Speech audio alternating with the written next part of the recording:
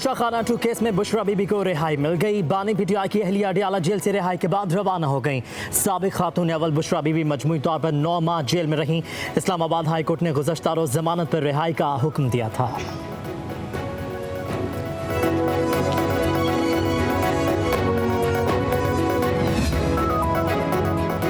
Chairman PTI barrister Gauhar ने बुशरा बीबी की रिहाई के हवाले से डील की अफवाहों की तरदीद कर दी। कहते हैं कि डील होती तो बुशरा बीबी इतना अरसा जेल में ना रहती। उन्होंने खुद जेल आकर गिरफ्तारी दी और सख्तियां बर्दाश्त की। किसी डील के नतीजे में कुछ भी नहीं होगा। बैरिस्टर गौहर ने कहा कि बुशरा बीबी बानी पीटीआई के नजरिए के साथ हैं। पीटीआई में कोई फॉरवर्ड ब्लॉक नहीं।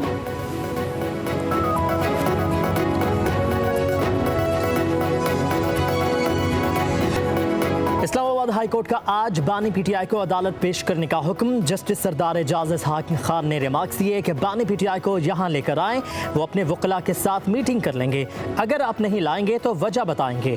जिस सिक्योरिटी थ्रेट की वजह से नहीं लाएंगे उससे मुतालिक अदालत को मुतमईन करेंगे। अदालत का सुपरिटेंडेंट अडियाला जेल को हुक्म।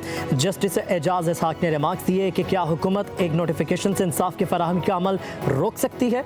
नोटिफिकेशन दुरुस्त है या नहीं, इसके लिए तो उनको अलग से पटिशन जारी करने की पड़ेगी। अदालती हुक्म के बावजूद मुलाकात से इनकार अदालती हुक्म की खिलाफ वर्जी है।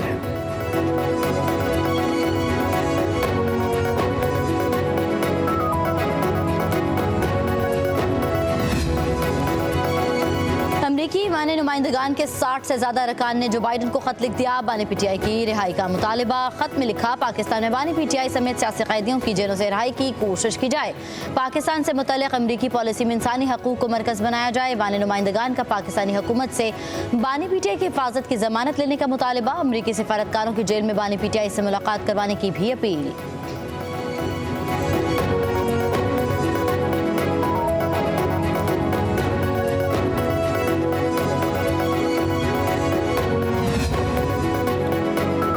पाकिस्तान के दाखिली अमूर पर तबसरे सफारती आदाब और रियासती ताल्लुकात के मुनाफी हैं। पाकिस्तान का अमरीकी ऐवान नुमाइंदगान के खत पर सख्त रद्दअमल का इजहार।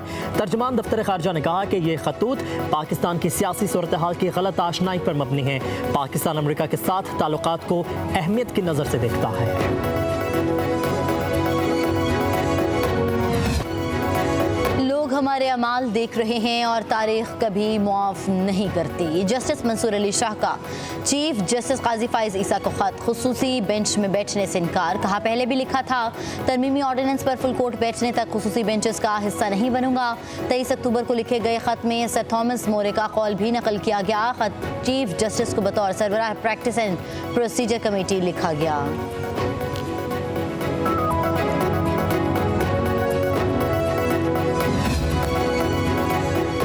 सुप्रीम कोर्ट में आईनी बेंचेस को मुकदमात की मुंतकली का सिलसिला जारी। इस्लामाबाद में शिफा से मुतालिक मुकदमा आईनी बेंच को भिजवा दिया गया।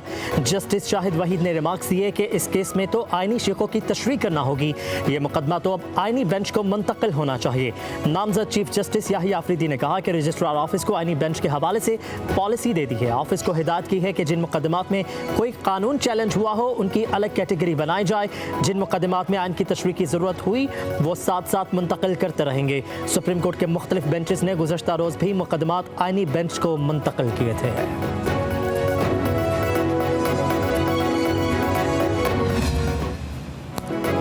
जस्टिस याहिया आफरीदी 26 अक्टूबर को चीफ जस्टिस के ओहदे का हल्फ उठाएंगे। सदर मुमलिकत ने जस्टिस याहिया आफरीदी की तैनाती 3 साल के लिए की है। चीफ जस्टिस काजी फाइज ईसा कल रिटायर्ड हो जाएंगे।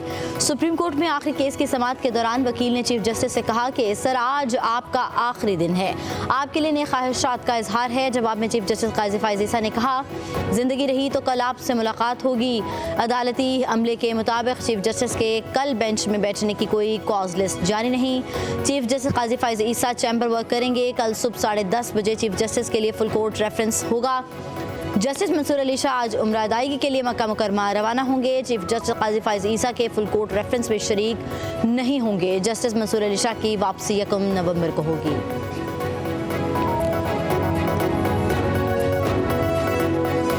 तरमीम में वोट के लिए हुकूमती राबतों पर 2 सेनेटर्स को शोकॉज नोटिस जारी कर दिया।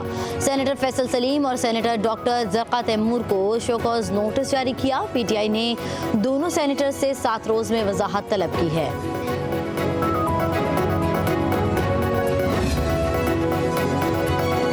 बलोचिस्तान अवामी नेशनल पार्टी के सरबराह अख्तर मिंगल समेत रहनुमाओं के खिलाफ मुकदमे दर्ज। मुकदमे में इंसदाद दहशतगर्दी समेत 7 दफात शामिल। FIR में इल्जाम है कि अख्तर मिंगल ने सेनेट के स्टाफ को सदकोप किया। मुकदमा joint secretary senate Jamil Ahmed की मुद्दत में दर्ज किया गया है।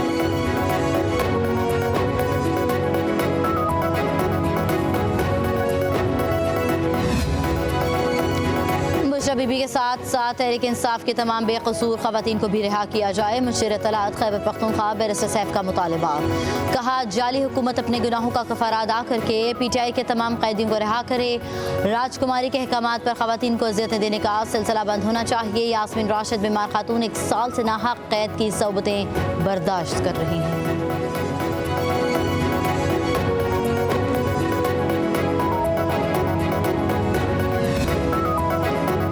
पाकिस्तान स्टॉक मार्केट ने एक और तारीखी बुलंदी को छू लिया। स्टॉक मार्केट 89,000 पॉइंट्स की नफसियाती हद भी अबूर कर गई। कारोबार के दौरान मार्केट में 1900 से जायद पॉइंट्स का इजाफा रिकॉर्ड।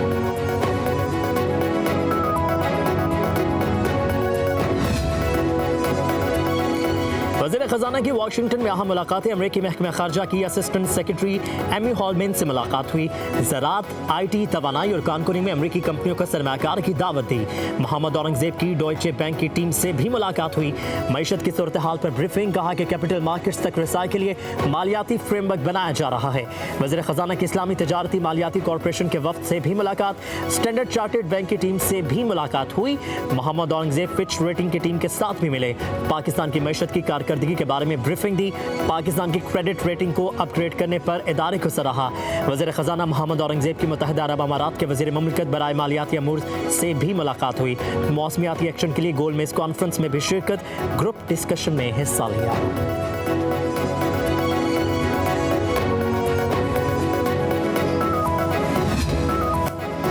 अमरीकी हुकूमत की जानिब से महकमा सेहत सिंध को 5 मोबाइल TB वैन्स और 3 डिजिटल एक्सरे मशीनें अतिया।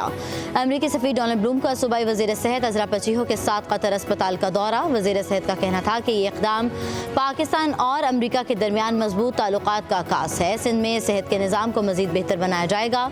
अमरीकी सफ़ीर ने कहा कि ये वैन सिंध के कमज़ोर तबक़ात की ज़िंदगी बचाने वाली खिदमात पहुँचाने में मददगार साबित होंगी।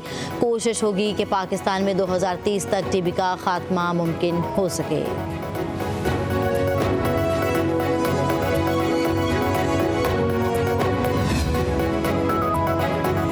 वज़ीर आला पंजाब मरीम नवाज का हसन इक़दाम। ख़वातीन को मुआशी तौर पर बाख्तियार और हुनरमंद बनाने के मनसूबे के तहत पहले दस्ते की तरबियत मुकम्मल करवा दी। वज़ीर आला ने वहागा की गरीब ख़वातीन को वज़ाइफ, तरबियत मुकम्मल करने के सर्टिफिकेट्स और नौकरी के खतूत दिए। कहा कि हुनरमंद बनने के बाद कोई आपको कमज़ोर नहीं समझेगा। इस मनसूबे का मकसद ही ये है कि किसी खातून को हाथ ना फैलाना पड़े, ख़वातीन खुद बाइज़्ज़त रोज़गार कमा सकें। वज़ीर आला मरीम नवाज ने गवर्नमेंट सिटी का दौरा भी किया। मलबूसात की तैयारी की तरबियत पाने वाली ख़वातीन से मुलाकात। वज़ीर आला ने कहा कि हर तहसील में गवर्नमेंट ट्रेनिंग सेंटर बनाएंगे ताकि बच्चियों को घर से दूर सफ़र ना करना पड़े।